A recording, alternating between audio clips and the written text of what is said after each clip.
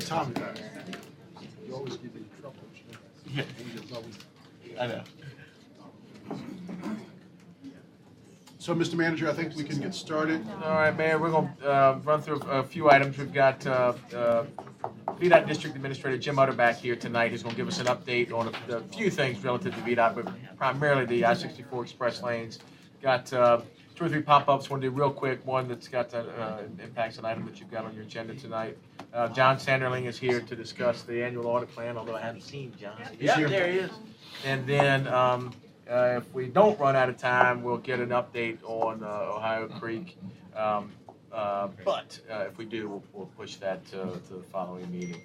So I'd ask Jim Utterback to come forward. He's got a team of folks with him, but he'll give us an update, as I said. Mr. Manager, he's also brought with him the Deputy Secretary of Transportation, Gwendolyn Johnson. So he brought the Deputy Secretary here.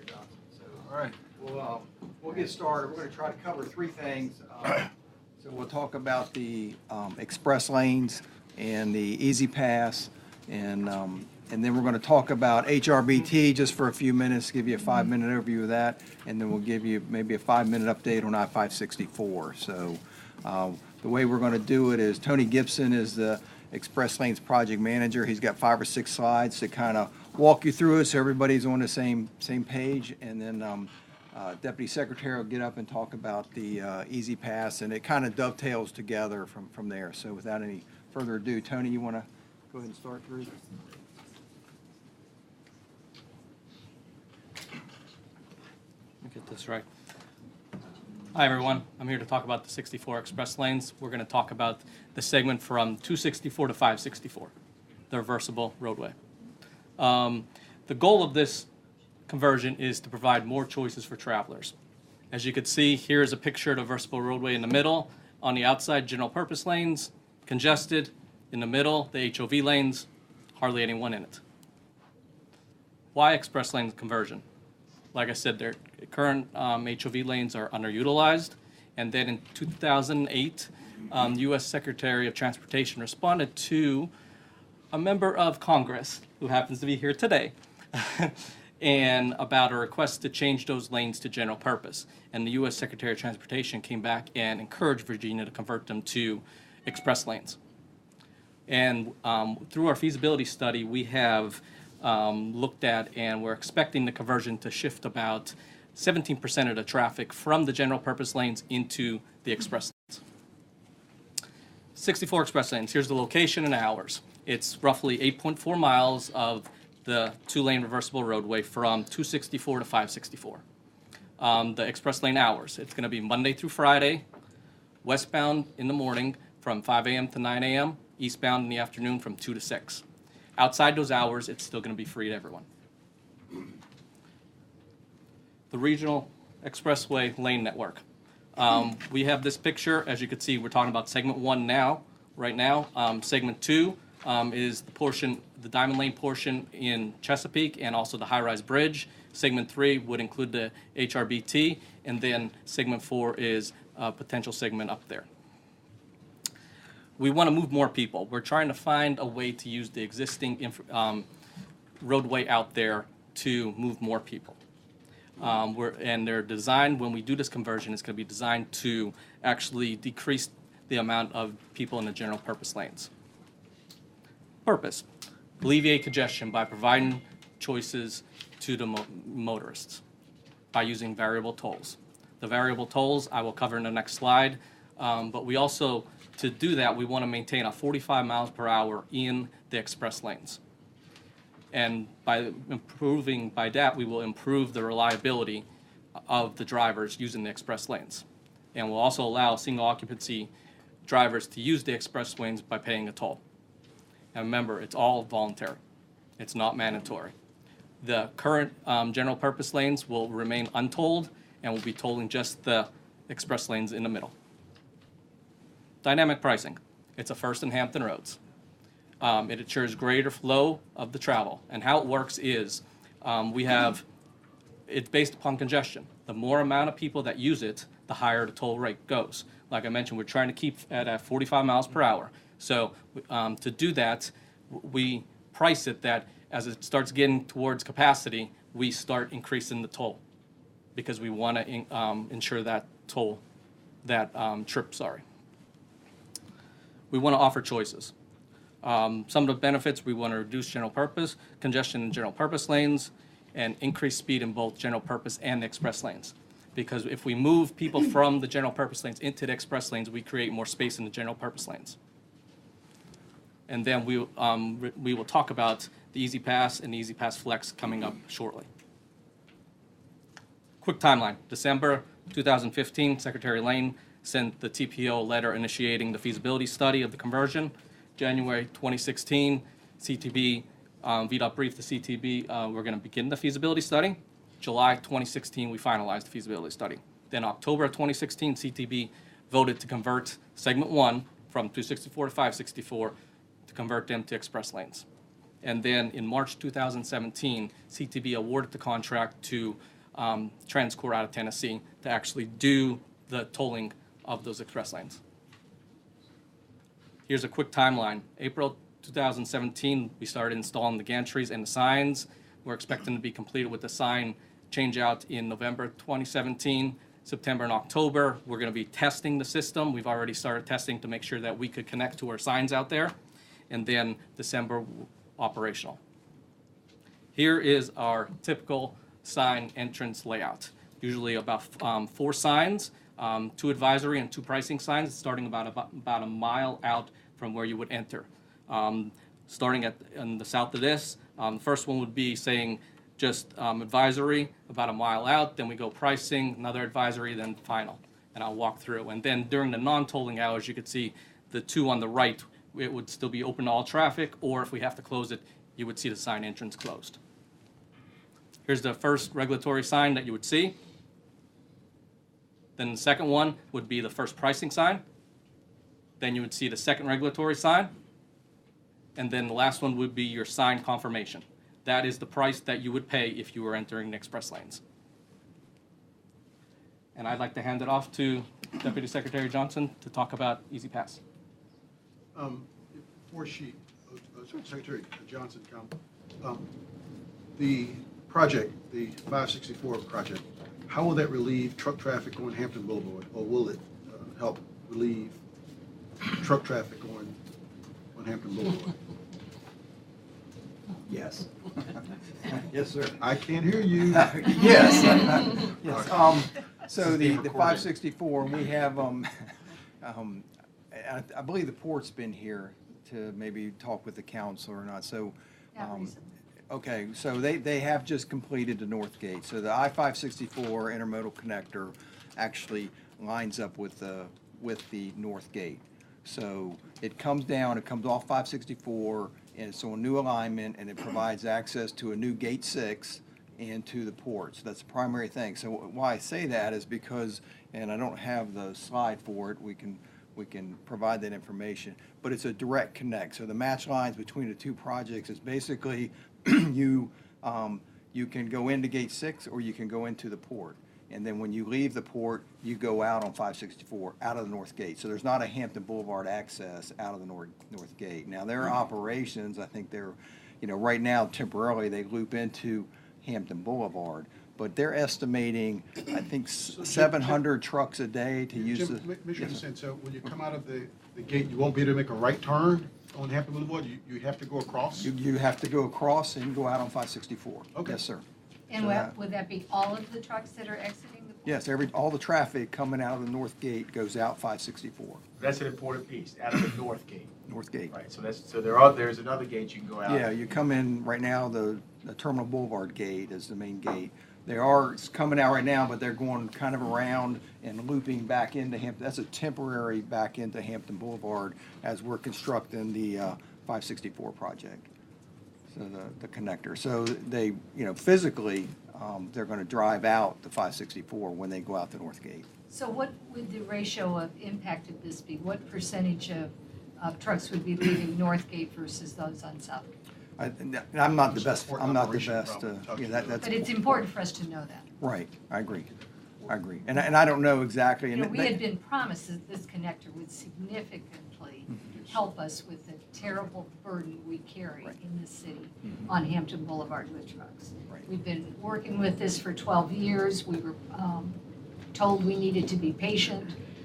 This is a state port. I mean, certainly some of you have Well, some, What we can do help then, us with this. I can be sure that at your next work session, that there's someone from the port who can answer those questions for you. Because VDOT cannot answer those questions, but the port would be able to give you the specific information that you're requesting. And I can be sure that you have someone at your next work session. And what is your thoughts on how this should be? My thoughts? Well, I mean, the port works for you all, right? Or The port is works for us, under ma'am, you but all? I am not an engineer, so Okay. I cannot give you an I just, answer on you that. know, we've been waiting for so long for some help with this burden. I understand and, that, that's why I told We're you I would. finally there, and we'd like to, and I understand, you're saying somebody's gonna come and let us know that. Okay, Martin? Really? How will these hot lanes interface with the expected hot lanes to be installed in the expanded HRBT? These lanes obviously, as they're currently set up, go in one direction at a time. Right. But the expanded HRBT, I'm under the understanding that we'll have them in both directions. So how's that gonna work? We don't know the answer yet. We don't know the answer yet. So as we work through the first piece and with the operation on implementing the reversible lanes right now, the design concept of the HRBT, we're still working on that to try to have that connectivity through the 564 interchange. So Is that's that, the key point. and you may still not know this question, the answer to this will be in there, but is it foreseeable that, or is it in your plan that this will be connected as one hot lane system, or are they going to be two separate hot lane systems? Ideally, what Tony showed was what the TPO endorsed, supporting kind of a hot lane network that goes almost 45 miles from Jefferson Avenue all the way to Bowers Hill. So they would be connected, and you would generate trips by in and out. Right now, this one is one transaction. You come in one end and you go out the other. So, but you'd have in and out throughout the corridor going from Newport News to Chesapeake, if you will. But it would be a connected hot network. Yes, sir. With that expanded network, it leaves a good portion of Norfolk limited in its ability to get onto the hot lanes because it is right now pretty much one end in, one end out. Is there any plan to add ingress or egress points on these hot lanes? That was my thought. Okay. Maybe you can take that back for us. All right, Mr. Riddick? Yeah. Why is anyone traveling free? I mean, why, why aren't all cars, paying to travel? It says 50 cents for one person, but 2 is free. That 50 cents is just for a starting point. Right. So I don't want you to hold us to that. It's just a starting point that we wanted to just show something on the side Right. because we're still modeling, so we cannot tell you what it was going to be. Because it seems like it should be a revenue enhancer. If we're having trouble in this part of the state funding different projects, if this were a revenue enhancer that we could dedicate to some of the other things we need done up and down there, as opposed to just 50 cents, you can take that message back. I think we're also encouraging high occupancy vehicles still though, 2+, right? So we're still, They should pay as well. Because right now, the HOVs are free if you're 2+. so they'll still remain that. So that would be unfair to tax I mean, them but down. it's free, period, But it's only right now, if it's just one person, you can't ride on it. Right. So Yeah, if you want to do one it's- person and ride an HOV, I'm then saying you it have should to be a pay. revenue enhancer and everybody should pay. That's just my Just make thought. that a toll road specifically. Yeah. All right, Jim? I'm not too sure I want to start now. Right? All right, Grim, you can do it, Grim. But you do realize that the hot lanes is a choice. It is a choice. You will still have the general purpose lanes. And for solo drivers, someone like me who's always riding alone, I will not mind paying the extra money to get into the hot lanes. And if I get into the hot lanes, that frees up a space for someone who does not want to pay the extra money. So it is a choice. And I think it would be a very hard sell to start tolling on existing capacity. I don't think that would go over very well. But I'm here to talk about your favorite subject. Everyone loves Easy Pass. Does everyone have an Easy Pass? I got 3. You have one? Okay. This is a Easy Pass on the go tunnel. that they sell here in the city. Is it the treasurer's office? Commissioner? Also DMV has it too. DMV downstairs, okay. But we have Easy Pass on the go. And I'm all thumbs here, but I'm trying to open it. Don't help me. I see I want to jump up. I see you trying to jump up. But I just want to show you how easy. You go into a store and you pick it up, and it has a little Ziploc, and you get an Easy Pass. Most of you have this. We are now going to a different type, which is the Flex. And the Flex is what you will need if you're going to do the HOV. If you're going to be HOV2, in the hot lanes, you're going to need this Flex transponder, which you switch on and off to say HOV. I'll pass my prop around. Does that have an annual I gotta fee? switch it. You have to. If there are 2 people in the car with you, then you switch it to HOV, So it's free. and it's free. But if it's just you have to keep it on that side. And they You have guys peace are of mind. distracting me even more when I'm driving. But You don't have to. there's technology out there, guys. Let me just say right now, the only way we're going to be able to enforce that is with state troopers. But I just want to warn you all that there is technology that they are piloting in Northern Virginia and in Maryland that will be able to detect how many people you have in your car. So, but that's what you would use. But if you, excuse me, How much is this? same price as this one. 30, And if you have- Is it $30? You pay $35. The $35 is all tolls. When you first get it, it's $15 on the transponder. After you register the transponder, you get the additional $20. But you have to go online and register it, add your license plate and all that good information. And then you get the full $35. There's no maintenance fee and there's no charge. And there's no annual fee, Check right? it out. No annual fee. No annual fee. No annual fee. This is just a regular one. If you have one of these, if you go to a customer service office, which we have one in Church Street and one in Portsmouth in the old Tower Mall area, if you go there, they will exchange it for you free. I'll just pass my props around. Just be sure you return them. Is any money on, friendly, is any money on it? So they did I'm not saying. Sure, what happened to They did say they were going to get me one. No, they weren't getting. Now we know what to get you for Christmas. No, seriously, those are nice Christmas gifts. I gave them out to my family who live in Portsmouth. I'm serious, guys. Good Christmas gifts. Everybody wants a transponder if they're going to be on the toll road. But This is my stock in all drivers must have an Easy Pass or an Easy Pass Flex. An Easy Pass is just a form of payment. It's just a form of payment. As I said earlier, you can go online to get an Easy Pass. You can call our 800 number. We have 2 customer service centers. We have Easy Pass on the go retailers.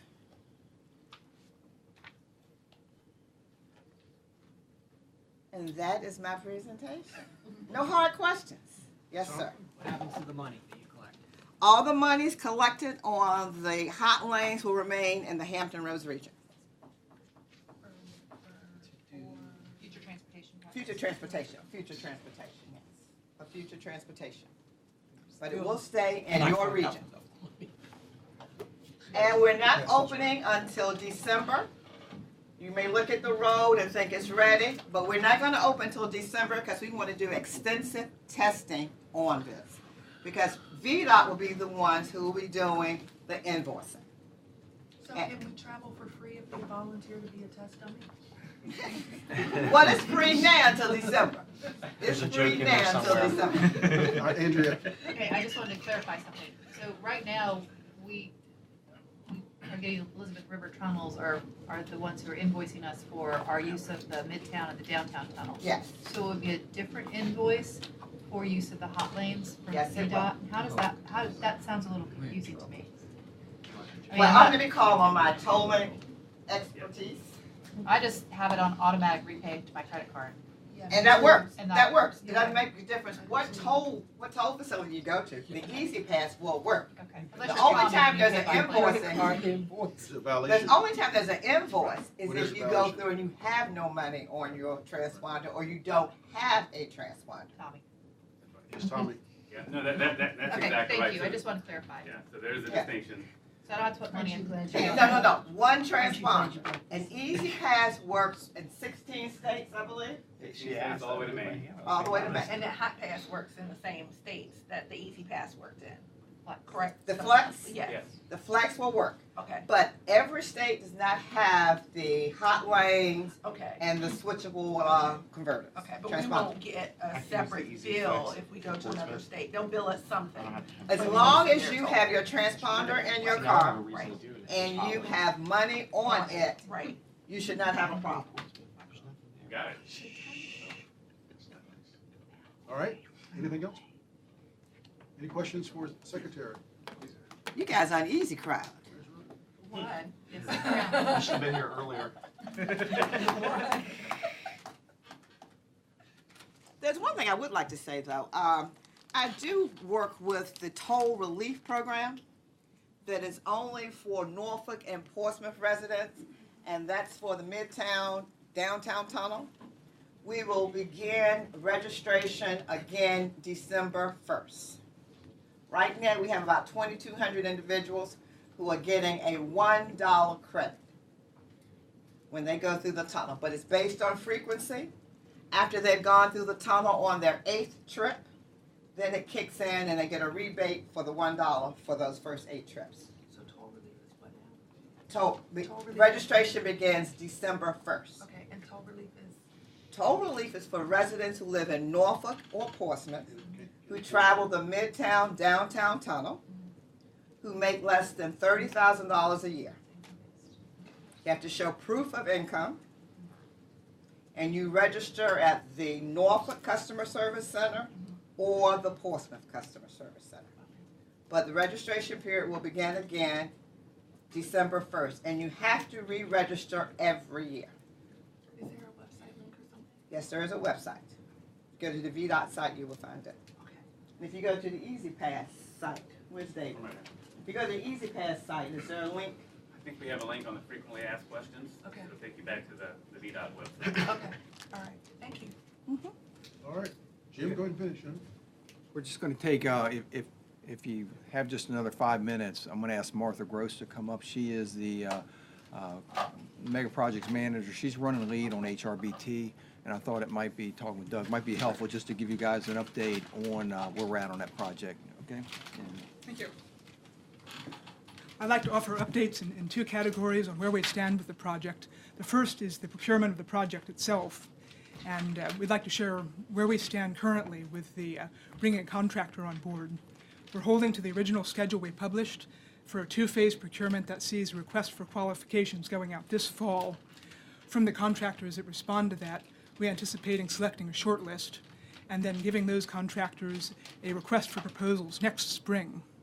Once we put that out, we'll work with them over calendar year 2018 to understand their ideas for the project, to work with them on developing their concepts, and receive their proposals in late 2018, selecting a preferred proposer toward the end of the year and awarding the contract in spring 2019.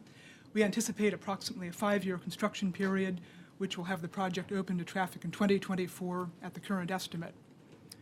One of the details that's underway with the procurement is VDOT's practice is to consider multiple procurement alternatives, not presupposing which one may bring the best value to the Commonwealth, but to look at different models.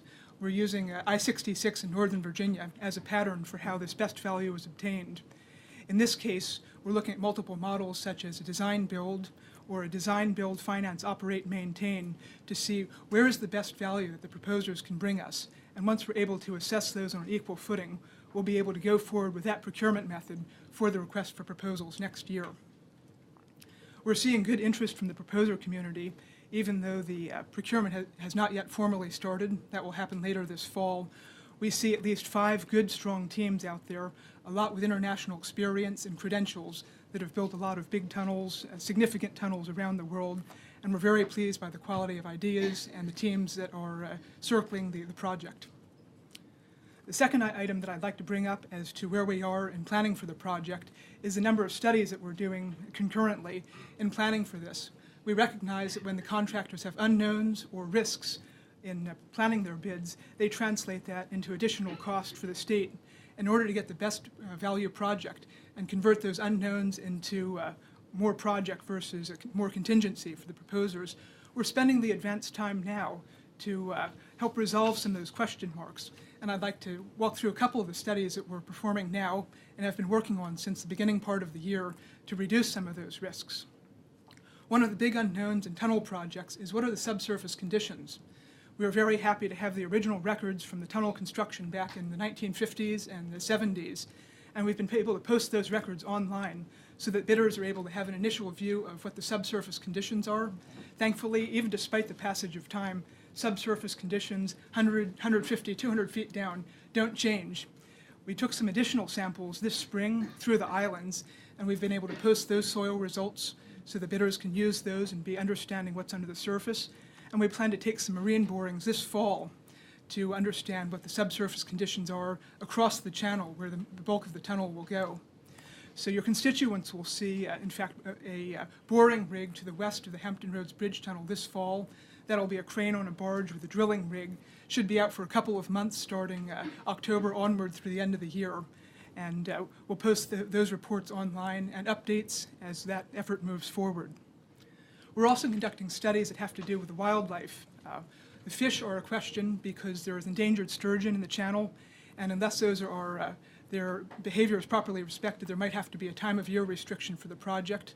We believe by understanding the sturgeon behavior now through our current studies, we may be able to minimize that impact on the project. We're also doing navigational studies to understand the needs of the navigational stakeholders who use the channel. We're working on understanding the pavement and the soils, also on the land side, to know what the best quality pavement is to mesh into what we currently have along the corridor. We've studied the wetlands. We recently finished the wetland delineation and have a preliminary jurisdictional determination, which is a head nod from the agencies that says this is what they expect to see and the project can move forward with more confidence. We're also doing studies of what kind of wildlife and marine creatures live on the bottom of the channel, because we recognize if the channel is dug up to put a tunnel in or the islands are expanded, that will disturb certain wildlife. Mitigation will need to be done. So we have tests going on this week, in fact, weather permitting, if the storms move away, to be able to monitor and record right now what that wildlife is so proper mitigations can be done as the project moves forward. One other item I'd like to note is we're continuing to look at multiple construction methods. There's 10 tunnels in Hampton Roads right now. All 10 of them have been constructed by the immersed tube method, which you may be familiar with through the Midtown Tunnel. A segment is built, immersed into place in a dredged trench, and then multiple segments are connected together. All 10 tunnels that we currently have are built that way. Tunnel number 11, which is currently in planning for the Thimble Shoal Channel across the Chesapeake Bay, is going to be a different sort, which is enabled by advances in tunnel boring technology. This is a large machine, in this case, a cutter head about 40 feet in diameter that will cut through the soil layers, go underneath the channel without needing to have vessels in the navigational channel, and then come up on the other island. There are pros and cons to each method, and we believe the region is best served by having the innovation of contractors who are capable of each method or both, able to bring their best ideas to the table. So we expect as proposers bring their concepts to us over the course of the coming year, we will be able to assess what the pros and cons, what the strengths and weaknesses of each are, and ultimately the cost considerations so that we can get the best value for the community. Thank you. Got a couple of questions. Yes, sir. First, thank you for your update on the HRBT. But what I have not heard is any expansion to 64 approaching the HRBT. And if so, what impact will that expansion have on Willoughby? And also the and what risk, if there's impact, what risk will we occur to our residents who live in Willoughby Spit? And the second question, as far as the ramps onto 64 at Fourth View and 15th View. How will this project impact those two things? Certainly. Both those questions were looked at closely in the environmental impact statement because we recognize that this corridor goes very closely to a number of residential communities. And in fact, the concept for this project was limited to 6 lanes on land, both in Norfolk and in Hampton, because the impact of having a wider corridor would just be too great on the surrounding communities. So in Willoughby, the corridor will be 6 lanes wide, and that will stay within the existing right-of-way to prevent those impacts. The question about Fourth View and 15th View ramps, certainly we have 4 lanes there now. In order to tie into the tunnels, we'll be moving to 6 lanes. That will require reconfiguring those ramps, especially at 15th View, to be able to maintain the proper radii and the proper speed for people to get on and off. And we're looking at some design concepts now in our preliminary engineering studies to optimize that. Do you have existing land, or would you have to acquire in order to retrofit that ramp at 15th View to meet the new expansion? We're currently studying that. We believe there are ways to minimize the amount of right-of-way necessary, or in many cases eliminate it altogether. And that's an area where we will be looking to the proposer community to bring their innovation and help us find better ways to reduce the footprint and deliver it in a smaller area. Mr. Smigiel? And I think Martin, Andrea, and I would all tell you that the Fourth View is a nightmare, major priority for anybody down in Ocean View. That just the on-ramp cannot handle the traffic flow that happens there. It needs to be expanded. There needs to be other opportunities for cars to get off of the road. Martin, I'd be curious to hear how Willoughby would react if with 15th View actually closing. That's what I just said. not even. It'd be interesting to hear. They have split concerns there. Okay. So it's a Yeah. tough one. But also, if we Fourth close View's 15th View, Yeah. wouldn't we have to get permission from the Federal Highway Authority closing a ramp, or can VDOT make that decision? There's interchange modification justification reports that have to be assessed when a change of that magnitude is made. All right. It's worth a discussion, and the Fourth View needs a lot of looking at. This is the time to do it. And this if is the if exact they're going time to to be do working it. there, we need to do something. Are any other questions before Jim comes back? Certainly. All right, Jim? Okay. One other item I'd like to mention relevant to the area there is the treatment of overheight vehicles. That's not only a consideration for a lot of the current slowdowns in the tunnel, especially heading westbound. That's the lower tunnel, as you know. And an overheight vehicle doesn't just briefly stop traffic, but it creates a whole ripple effect. And by being able to pull those overheight vehicles out of traffic in a location before they get to the tunnel will really have a great benefit in reducing those traffic backups. All right, thank you. Thank you, Grinley. All right. Mayor, that was all I had, unless you had Okay, any thank you very questions. much. So I'll let you guys go. I know you got a busy night, so unless there's any questions, I mean, Jim, thank you. All right. Appreciate that very much. All right. I should acknowledge our own Thelma Drake, who we always appreciate her looking over everybody's shoulder on our transportation needs. Thank you, Thelma. All right, Mayor, we're going to do, and you're not going to hurt our feelings if you all leave. Thank you. I'm I'm heading back to Richmond. If you don't have any traffic. You need that Careful easy. of the tunnel. Need that easy Switch pass? over your pass. That's right. Can't go to Richmond, you stay All right, here. we're going to do 3 quick hop-ups. And first one, Karen Rudd, who is our manager of Norfolk Arts, is going to talk about a program in 5 points. I think y'all know about, although there were a couple of questions this week, and you got some items on your agenda tonight that frankly consent. But thank you, Yeah, Karen. so real quick, I think there are 11 ordinances or 11 items on the agenda that are licenses for property owners on a fun project that we've been working on with Councilwoman Johnson called, we're calling it the 5 Points Drive-Through Gallery. So let's see, am I doing it? Not the arrow.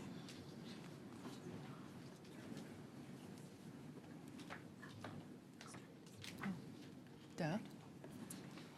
So So our goals really were to use art to do some kind of fun things, to reignite the community, to label this part of town as energetic and inventive and creative. The first idea was, could we paint murals on all these buildings? And we came up with what we think is a really better idea, using local artists. It's the area that you see right here between Chesapeake Boulevard on Sewell's Point Road. It's about 4 or 5 blocks of businesses and vacant buildings. So all along there, we put out a call for artists. We had about 100 artists from around Hampton Roads who submitted 5 images. A committee of people that were business owners and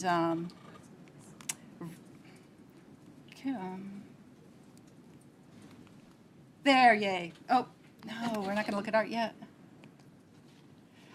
Business owners, people from the Civic League sat one night and looked through 500 artworks and selected 43. We're going to be paying those artists $200 a piece just for the use of their work. And then we're going to print them on large commercial grade vinyls and install them on the buildings like you see these Matisse and Picassos along the buildings. We're planning right now a party, a gallery opening party, that details yet to come. And real quick, I just put in some of the artwork. It's all local artists who will bring their families and friends, and artists from all across Norfolk that are involved at the Chrysler Museum and the Glass Studio and the Arts District. So you see their names, and it's really inclusive. It'll be bright and colorful. And so those agreements on your agenda are license agreements for the property owners to give us permission to install these vinyl things. Anything?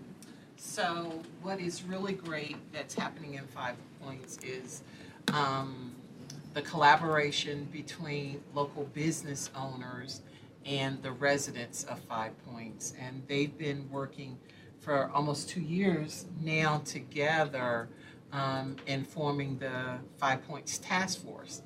And so I want to see 5 Points is this place where we're going to bring the outside of Norfolk into 5 Points to show them that great things are happening in the 5 Points area. And this is a wonderful start.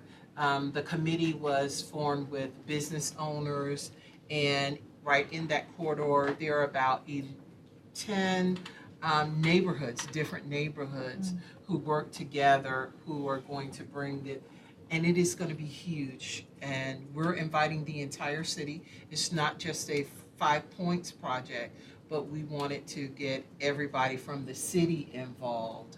And today, Karen and I had a meeting with Mr. Reinstein. What? Ramstein. Okay, Ramstein. To express what my vision was for 5 Points and to invite all of you there so that you can participate in this wonderful art gallery theme. And we're still working on exactly what the theme is, because it's no longer a drive-through art exhibit. This is sort of like our first festival in the community of 5 Points that will include music, the arts, people from other communities. So we're really excited, and it should take place in about 5 weeks. Pointing to 5 Points. Okay. All right. All right, so Mayor, obviously we talk a lot about being a creative community, and certainly no better example than that. James Rogers is going to jump up and just remind you or share with you some information about the 2017 Virginia Statewide Neighborhood Conference and some recognition that Norfolk received. All right. Good evening, Mayor, Vice Mayor, and City Council Member, Mr. Smith. This is really just wanted to share with you. This past Saturday, we had an opportunity to go to the Virginia Statewide Conference, and Councilmember Johnson was there. We had staff from all over the city here. And again, just wanted to, and these conferences are where you actually share best practices of what you're doing. And so again, just wanted to share this with you real quick. That is our group. And you got people from neighborhood development, folks from the mayor's office, and also from the Commonwealth Attorney's office. Really, the big thing for us, Mr. Smith has always been encouraging each department to really be thought leaders. And so we had an opportunity to share some presentations. Again, one on 5 stages of our community life, building healthy communities through collaboration, We have a splash program over at the Southside Community Center, and also building coalitions. And really, this is Councilmember McClellan and Johnson. You actually came to the Generational Changers Summit, and that was highlighted. So again, just wanted to share those workshops with you.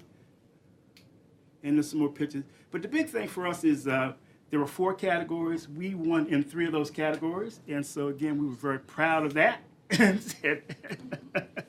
And Councilmember Johnson, you could just see her over there clapping. So again, it was very nice. And again, Project of the Year, Individual Youth Project of the Effort of the Year, Youth Group Effort of the Year. And just really looking at some folks, City Manager really is very keen on this NEL program, and you can see 2 of his NEL folks, Mr. Delk Coolman and Zamari, who works in the mayor's office, actually did the presentation on generational changes. So again, it was very, very nice. And we took away the icing on the cake as the project of the year. That's the one they always look at. And it's one that you're very familiar with, which is the Old Huntersville neighborhood plan, and really sharing with them. And actually, Ms. B. Garvin was also one of the presentations. So again, this is just wanted to share with you. We were very excited. I did stop on the side of the road and text these to you. I didn't do it while I was driving. So anyway, but that's it. Just really wanted to share that with you. And again, we're very proud when we go. And next year it's a statewide conference. Next year will be in Portsmouth. So again, we're just very proud when we went up there and could come away with 3 out of the 4 things. So appreciate it. Thank you.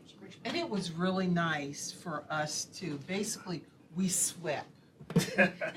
We just took all the awards we could possibly take for this Virginia statewide neighborhood conference. And Norfolk should be proud. We should be telling our story, because good things are happening in Norfolk, good things are happening in our community, and it was an honor. And the city of Norfolk, if I'm not mistaken, Mr. Rogers, you can tell me if I am, we were the only one who had a council person to represent, to be there, to represent their city at the Virginia Statewide Neighborhood Conference. So B. Garvin over in Huntersville, Gianni, who was the young lady who does the Barbie doll, yes, she took first place. And it was just great, and you should be proud. This city council should be proud. So thank you. It was just great.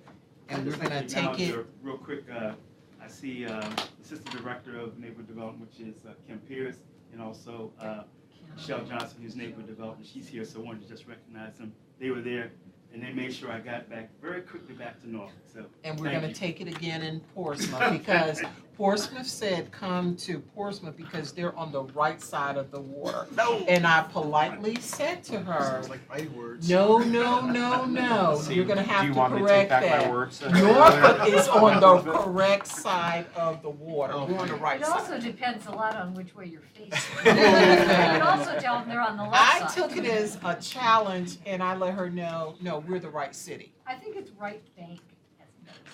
Actually, they're on the We're the left right side. Can't we all just get along? By, All right, so, You're on the dark side, you should never go there. All right. all right, so a month or so ago, we had an item, a lease come up and had some questions on it. We ended up needing to defer it, and so we're going to have an item on your agenda next time for the Economic Development Office, and the lease is coming up. So I just wanted Chuck to step up for literally 2 minutes, tell you what's going on, and if you have a question or comment, welcome that. But this will be on your agenda on the 10th of October. Thank you, Mr. Manager.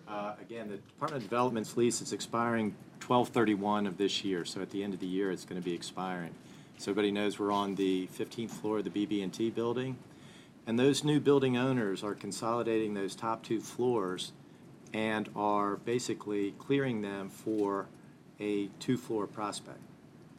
We hope that that prospect does happen, and if that was to occur, we may have to jump out a little bit ahead of that 12/31 date. But we began a process back in March for an RFP for solicitation of buildings that might be able to house the Department of Development. Again, keeping in mind, we don't have lease renewals at the BB&T building, and we will either be having to relocate within that building or lease somewhere else. And we've been able to have very good discussions and negotiations with another building that is within the budget that we currently have for the Department of Development.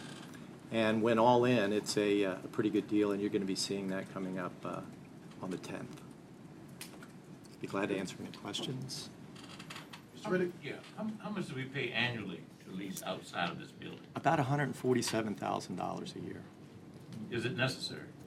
Well, Asking that question, can they come here? You know, it's you know, I guess years ago, a building like that would have been an asset in terms of an address of distinction, but it seems that we could be able to do the same thing, you know, inside and save that $147,000.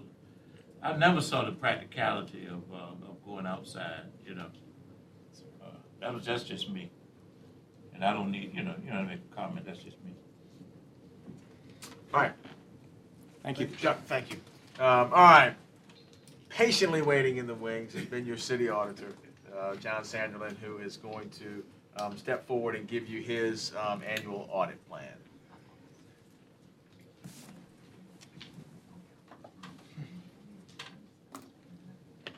Good evening to each of you. I come before you each year to present the schedule of audits that we have for the fiscal year for your consideration. And today we are here to do that. First, we are going to give an overview of the plan. Then we'll talk a little bit about the parameters of the plan. Then we'll talk about the development of the plan itself. Then we'll present the actual plan.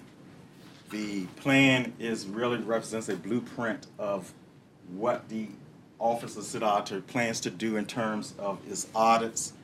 One thing that we have to point out is that the plan is just a plan, which means that there should be flexibility in the plan, particularly for other works of the office to include the fraud, waste, abuse hotline, any management requests, or unforeseen needs or priorities. This year's plan is basically going to consist of 15 proposed audits, which 5 are coming carryovers from the fiscal year 17, and 4 are going to be anticipated to carry over to fiscal year 19. The plan, as we state to you each year, the plan builds in a number of audits that are extra audits, if we may term it that way, in case we have some decreases in the workloads in terms of particular investigations or other demand work. The goal and objective of the plan is, first of all, to establish the framework for the audits to be conducted. Also, it guides the activities of the City Auditor's Office in the workflow. Also, it outlines the audit focus for the year, and also, as you stressed earlier in the overview, it allows flexibility. Each time we develop the plan to bring to this governing body, we look at their sources of where we look to come up with the areas of audit focus. Audit leads is one area, and that's normally things that we may come to our attention from doing prior audits, from investigations, complaints, city financial audit. Then there internally, the staff will do a risk assessment and look at things that we consider as areas of concern. Externally, from what we hear from feedback from possibly from citizens, current events, trends, and other localities and state government as well. Then also from our hotline, where we may have get allegations or complaints from city employees or citizens. Also, management plays a key role. Me and the city manager met to discuss areas that possibly we need to consider to audit. We also get information from the departments themselves, or we get them from the city agencies. City council also, you all can set priorities for what it should be on the annual plan, which you had done last fiscal year, gave us some areas that you wanted us to review. Right, to get directly into the program for the audit plan for this year, we do it by quarters. So for July, August, and September, this represents the 5 audits that basically were carried over from the prior fiscal year 17, that we are wrapping up. First one, we're dealing with the operations of the Department of Development. Secondly, the assessment and challenges, the effectiveness of the administration of the city's homeless and poverty initiatives.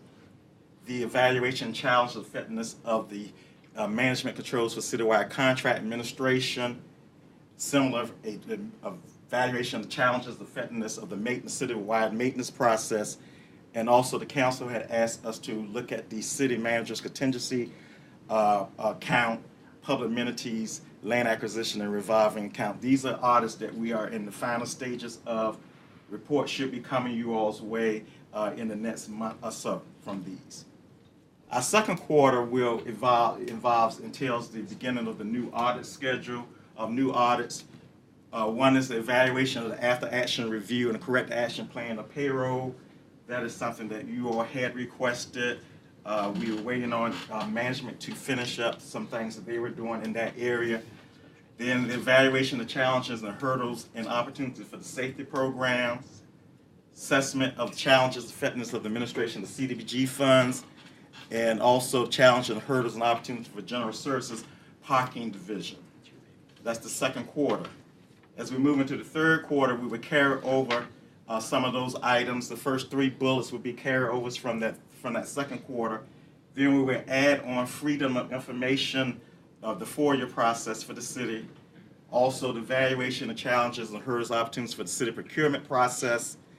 And then we'll start our cycle reviews of the audits, which we have of departments, which we have not done for a while, starting with the audit of the city's libraries. Then lastly, our fourth quarter, we'll continue to carry over some things from our third quarter. The first 3 bullets there, first 2 rather, with the libraries audits and the evaluation of the city assessment process will be a new audit. Then continuing our cycle audits, we will look at the Department of Human Resources, recruitment and hiring process. And lastly, we will look at the audit, we'll do an audit of the Fire and Rescue Department. So here we have our audits for planned audits for the year for your consideration. And also, we have, as other work that the office, as you're aware, we are responsible for the investigations dealing with fraud, waste, and abuse hotline. We also administrate the KPMG contract for the city's financial audit. We also deal with the missing, lost, stolen property database, review of the disbursements and credit card transaction ethics training, any requests that may come from you all as a body, cash counts, and any other city agency requests. 2 years ago, we had schools to request us to do an audit, so we will consider any requests from the other agencies. Are there any questions? Does the school board have the schools have their own auditor, or No. do you provide any audit? We will, from time to time, offer our services to the schools. They have not had an audit shop since 1999, I think. So who audits them? They don't have internal audit staff like we do. We had this body years ago had asked me to go over to the schools. And that was early back in 2000, around 2002, 2003, to inquire about that. And from time to time, I will speak with the superintendent, the audit committee chair, to inquire about them getting an internal audit shop. But right now, there is not an internal audit shop there. But they do hire an auditor to audit individual school. Every summer, an auditor comes in and looks over schools' finances. KPMG or? KPMG is hired to do the. KPMG is hired as the auditor for the financial Is that what you're talking about? I don't think it's KPMG. There's another auditor that comes through and looks at the internal accounts of each school. They have an audit. They have a person designated in the finance department that's responsible for doing student activity funds. Right. So that's an in-house person, and then KPMG also will review the student activities funds. I think maybe that's who comes in. It's not an MPS employee that goes into the schools and does that. It's somebody else. Mr. Riddick? Yeah. John, how often is it suggested that an organization changes external auditors? Well, there's no. We have to go by the state Virginia Procurement Act. There is some. Well, there's some say that after 8 years, but it's based on the bids that come in and us following what the State Procurement Act says. So we can't we won't necessarily put in and say, well, after 8 years, we're going to, and the city attorney can address that more so than I, whether we can stipulate that we would say after 8 years, we will get another firm. But this firm has been with us for a while, but they were selected competitively through the process as we would do in accordance with our city charter as well as the State Procurement Act. John, let me just make sure I understand Mr. Ridley's question. I believe his question is, how often can we change? You said that we had every 8 years, we have to. No. I was saying that some would say okay that period, but we don't have just a set time. Time. Now, we will go out for bid. Right now, we're in a contract with KPMG. It's a 5-year contract. Got it. So we had 1 year and 4 option years. You know, the 5 years is not statutorily, No. that's what you negotiated. Right. Got it. Right. So we can go, every year we can go back out for bid on the contract. Mr. Riddick? Yeah, and is the abuse hotline the same as whistleblowing? Or is that something different? You know how employees come to you and complain about how they're being treated? Okay, let's make sure we get some clarity. Yeah. The hotline we maintain is the fraud, waste, abuse hotline. Okay. Now, on some occasions, we do get complaints from employees about their treatment. Right. That's really an HR issue. Uh-huh. It's really more of a management So issue. don't they come to you? I mean, aren't you the person that kind of, flesh these things out? I thought so. No, it should be HR. Okay. However, employees can utilize or they will utilize our hotline to make complaints about how they're being treated by management. Mm-hmm. We will refer those to HR if we have the information to refer to HR. A lot of times things are general information and we can't really give HR anything that they would be useful for them to. So you don't ever settle disputes between employees and? No, that's not our role. Okay. That's not our role. Okay. I So thought so. if you have something that comes in on the fraud, waste, and abuse hotline that is of an HR nature, you do pass it on to them, correct? If we have the information, if we have enough information versus somebody saying, oh, my manager is treating me badly, we have Okay. nothing of details, we won't pass that Okay. on to them. But we will pass on If there's information enough that's useful detailed for the, information for right. them And to- sometimes we will reach back out to those who utilize we have an online form that they can utilize where we can reach back to them, talk, actually communicate back to them. We will ask sometimes, can you provide us more details?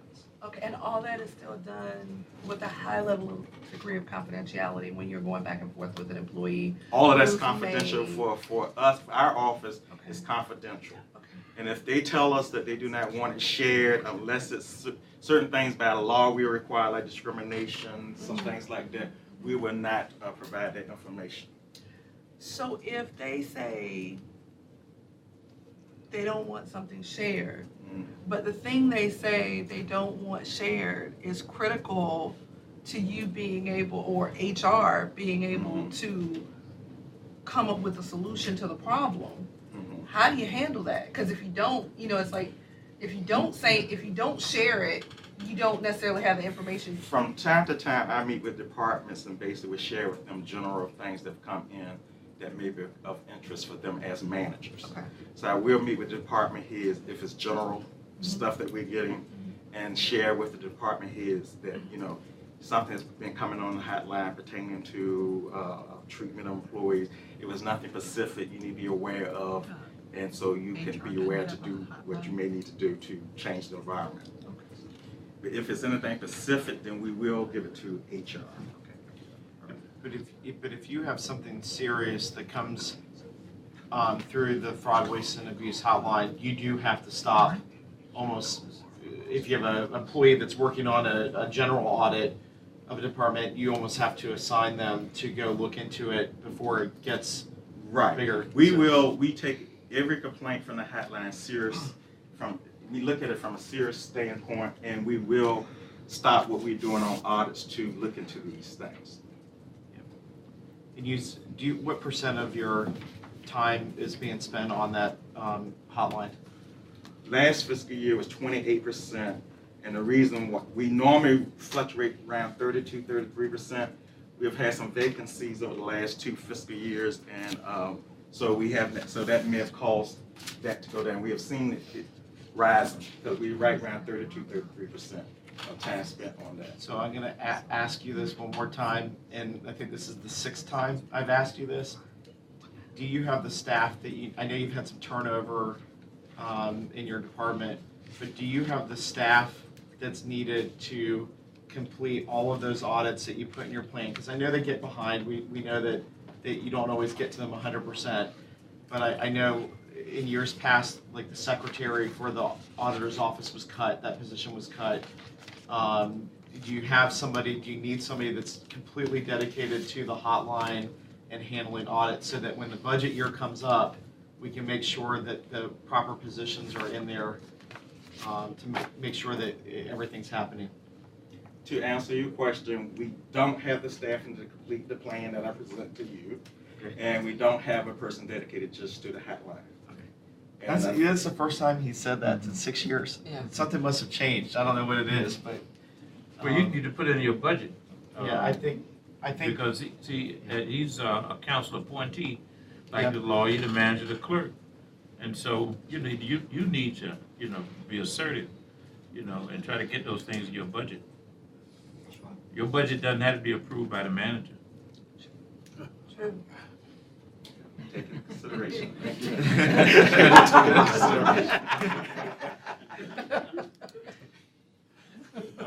Don't make them make you think that they have to. And we've done that with, I know, the city attorney's office. We've asked, so if this is essential into making sure that the business of our city is done at 100% proper, we need to know that.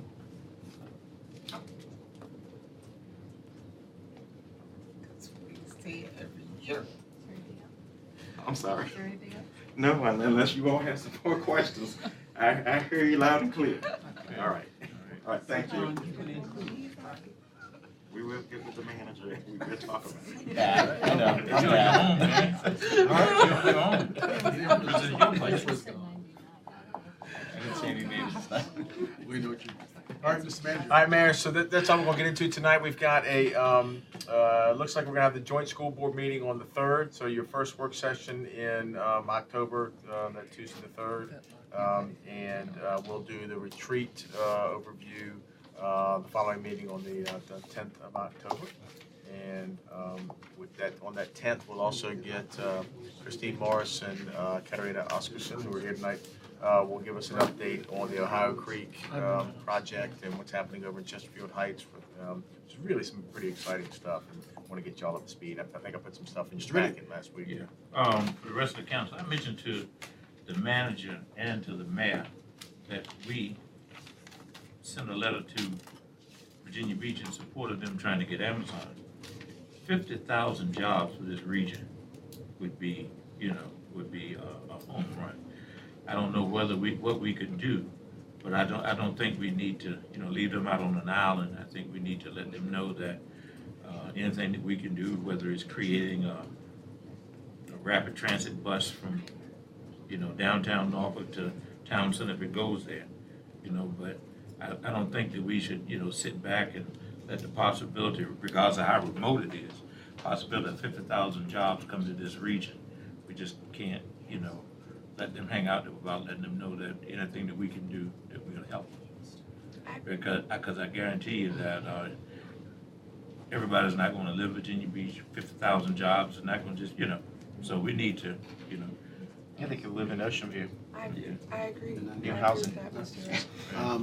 Angela, you want to? No, I just okay, said- Andrea. Just on that, on a flip side, I don't know if you all saw in the paper, Norfolk is part of a group of, include 4 of our sister cities, that we were just awarded a federal grant for 757 Accelerator with 4 universities and 757 Angels, Reinvent Hampton Roads, NIA for $500,000. We'll have $500,000 in matching funds. So while Amazon is great, we also need to grow our entrepreneurs and this will help us do that. So I think kudos to our economic development team for supporting this in the manager's office. I think it's really important regional stuff. All right, thank you. Terry? Just really quickly, it seemed like a number of us were interested at the retreat to discuss communication with council. We didn't get to that with our agenda. Am I assuming that's because it's fixed, or have there been any discussions on that? I think many of us were frustrated that not all of us were getting the same information at the same time on a timely basis. Am I correct in that? I feel terrible. I was Concern? whispering with Ms. Communication. Johnson, right? Yeah. So we were many of us said we wanted to talk about it at the retreat, and we didn't get to that. And I just wondered if there's been any resolution to that, or is that stay tuned, or? I think we can talk about it next meeting. I think there's 2 or 3 things going on, but what we're trying to do is get you, all the stuff we've talked about, the Thursday packets, the themed work sessions, the updates on Fridays. I think a piece of what we're also talking about is this whole calendaring idea. Right. I really am not concerned about the agenda. Okay. I think the idea that people had concerns about were meetings and common. Apparently Thursday there was some kind of NAC event, with the police, the Norfolk Animal Care. I got tore up by a constituent because none of us were there. Kenny, did you go to it? No, there was no council members there. An email invitation went out to us on Monday of the retreat for an event Thursday, but apparently there was some kind of communication that went to the city before that. So I think if we streamline a process and say everything goes through the clerk's office, regardless, that the clerk's office handles the calendar for council and letting us know when, Terry, am I wrong on that? No. There has to be one place, because there's events that go to economic development for groundbreaking, but it needs to go to the clerk's office so that we all know what's going on and when it's happening, and we can say yes or no or not respond, that we have an idea of what's happening. There seems to be a disconnect with maybe something is in somebody's ward, so only those people are invited. Sure, right. There's just no unanimity on how we're informed and when, and timeliness, RSVPs. I think all of us share that. Am I correct? And we also talked about, Terry, how who is advocating for us as a governing body when these invitations come to us, because they'll come to us on a Monday and the event is on, Tuesday. Yeah. And we're like, well, where did it fall from out the sky? Or, invitations for ribbon cutting. Do they ask Breck whether we're available so that he can get a feel on our availability? It's like everybody is trying to set our calendar and we don't know what the calendar is, and late invitations are coming to us, or it goes to various departments. And that was my big concern, because we're missing out on citywide events and we don't know what's going on in the different wards. So I didn't get the invitation for the Chrysler tomorrow. Did you all get invitations? No. And I was told It was here last week. that it was supposed to be in our boxes. It was in a pack. It was at my desk last week. It was, because that's such a fancy invitation, it's hard to miss them. But also, when we buy tables for sponsors for things, and then nobody shows up from city council, and there's an empty table there that says city council. And you're not. I brought that up. Or in some cases, I've been the only one sitting at the table because I want a free dinner. I would just like to suggest that there's technology out there that could eliminate a lot of this pretty easily. It's I just think a the matter- technology already exists. Exactly. So we Yeah, heard it's you just, loud I and think clear. the issue is getting it to the technology. And I brought up this point about the tables, because I think that if we have something, it does look bad if there's a table and it says big old plaque, the city of Norfolk, and nobody's there, or one person is there. One person. We should have somebody call the organization ahead of time to say, hey, we only have one person RSVPing. Either give that table away, fill the table, put our person someplace else, or whatever, and, but. We've heard you completely, and so we do exactly that. We start by soliciting Breck for your interest to attend. And when we hear medium to moderate attendance. We then solicit internally to see whether or not there are other people from the city who can attend. If we find it's an event that people cannot, we call ahead and say, please put the table back in circulation. Understand that the city supports the event completely. Just we will not be filling the table this evening. So we heard you, Mr. Grace. There's actually, if I can jump in just for a second, I've actually asked for a meeting with Michael Brown and Lori Crouch and development. And I think that's been scheduled for like 2 p.m. next Thursday because I'm tired of being in the middle. And I think if it gets some process wrapped around it and some coordination, that maybe a lot of that can be solved. The invitations that come in at the last minute from outside organizations, I don't know how we deal with that, but at least we'll try to all get everybody A Google on the same Calendar. page and marching in the right Yeah. direction. And we've looked at Google Calendar. I think there may have been some firewall issues with that that I heard about. But, you know, we can get that back up on the table from a IT perspective too. But it seemed to me that the immediacy is just to get folks pointing to a central node and as soon as possible so that the information can get out to everyone as soon as possible. And so I think that can happen, and it's just, I think it's a pretty easy thing. Yeah, so it's just coordinated. It's just to be, we're gonna funnel it through the clerk's office. I mean, I think that's what I'm hearing. I mean, I think that's the purpose of It's the always clerk's been that office. way. So maybe even having something on the website that says, you know, if you want to invite council, here's the protocol. Provide, I mean, it sounds simple, but, you know, I mean, it please happens at provide higher 2 to 4 level, weeks of yeah. notification and send it to here. And 4 weeks would be. And then we get invitations here. Some of us Yep, have let's PO do boxes, some of us get it at personal addresses, so. Yeah, if you get it at home, you need to let us know. I had somebody call my house, and my number is non-published. I mean, I gave it out.